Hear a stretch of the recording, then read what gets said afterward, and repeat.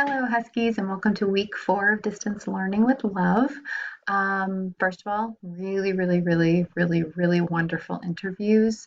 Those of you who've shared those already and done your projects, um, they're awesome. They're for all of humanity and posterity, and sharing stories is such an important part of this multicultural class. And that actually brings us to our next adventure, which will be capturing your stories in something I'm calling the COVID Chronicles. So I'm going to outline what that looks like today, and it will be ongoing for the next few weeks, depending on kind of how it goes. So here is your document that will be linked to everything you're going to need. This is going to be your handout that you'll be operating from for the week to brainstorm on, and also draft a letter that I'm going to be asking you to write. And then also there is a website, futureme.org, where I'm going to invite you to send your letters to yourselves in the future, actually. So let's go ahead and take a look at what it looks like on Classroom. It's in draft form now, but you guys will get this posted to you soon. This kind of just explains the rationale. I think it's a kind of a lost opportunity if we don't look at what's going on around us in this cultural landscape and kind of try to capture it in some form or fashion. There are lots of different ways to do it, but basically we're living in a historic time, and what you guys are going to be creating essentially are primary sources. So a primary source, as it says here, is any immediate firsthand account of a topic, something that's happened, and you have direct connection with it. So living in a pandemic, that's what we're all doing right now. Anything you write about what you're experiencing would be considered a primary source. So, 100 years from now, people could look back at this and kind of maybe catch a glimpse of what it must have been like for you. So we're going to break it down though into different kind of categories. And the first one that we're going to be dealing with is education, because of course, as seniors, you guys have been thoroughly impacted, and so far as prom goes and graduation, of course, and just not getting to finish out your senior year with athletics and activities and all those things that you guys were deeply involved in. So I want you to be able to have an outlet essentially to capture what all of your thoughts are about that. So I have a document for you. It's called the COVID Chronicles. And it'll look similar each week, but like I said, with a different topic. And then for this week, since I am having you write this in kind of a letter form, I'm going to invite you to add it to futureme.org, which can be super emotional.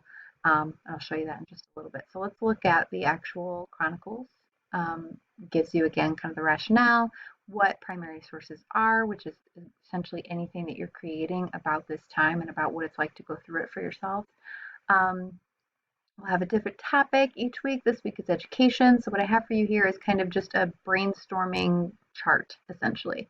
There's a new term swirling around education in the coronavirus era called distance learning. So all of this online stuff that we've been doing, me talking to you through a screen, giving you your lessons, and then of course you getting on the computer and doing them and sending them to me, all of that is distance learning.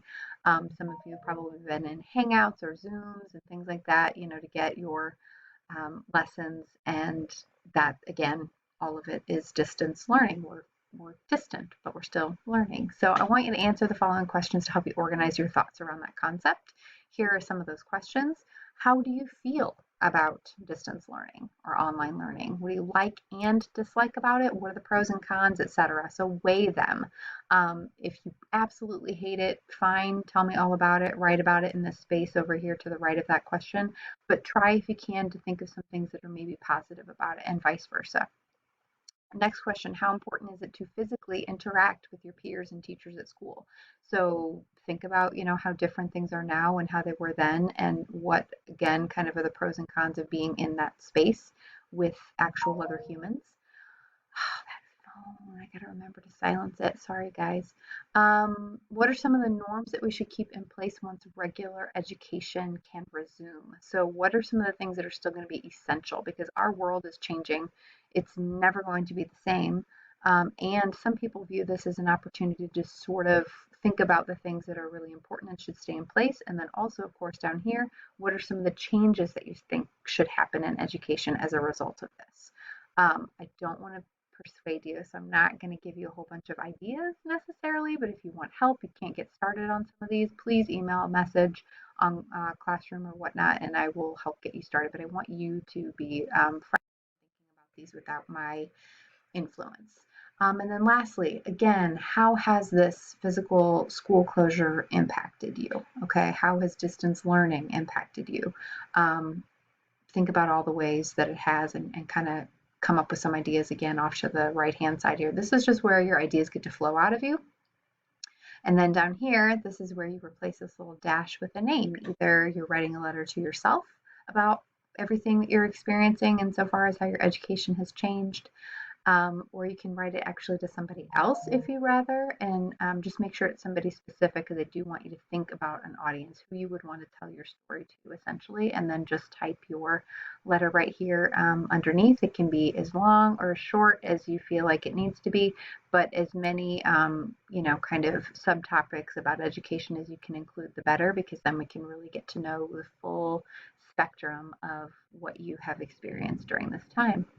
And then lastly, like I said, I will invite you, if you don't have to do this, but I invite you to send your letter to yourself,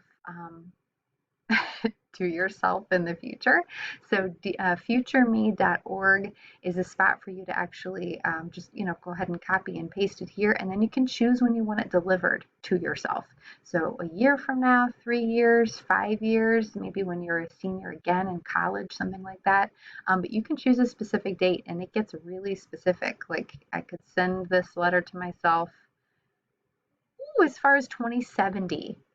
Oh my gosh, will this still be a thing? I wouldn't go too far in the future, but you know what I mean. You can choose when you wanted to have it sent to yourself. Um, and then where it says email address, don't put your written or school email, because once you guys graduate, they archive those and then you won't get your letters. So whatever email you plan to use in the future, and really this is a good time to say, if you don't really already have a very professional Gmail account, you should set one up, and keep it forever so that you can actually get your letter if you decide to do the futureme.org thing, which again can be really emotional, bring back all these memories, but it also just kind of shows you, where you were. And our stories are our stories. You should own them and see how far you've come, essentially. So this is really exciting. Also, I'm not going to write this anywhere. I'm going to see if you guys watch my little lessons, my videos, my YouTube lessons on here. If you have an idea for what we should write about next, obviously education is a big one. But if there are some other topics that you think would be really important as far as a multicultural class goes, please send those to me. How's our culture shaping, shifting, all that jazz. And I will take those into consideration. So I hope you're well, continue to be well, be safe, be happy, chronicle your journey. All right. Talk to you soon. Bye.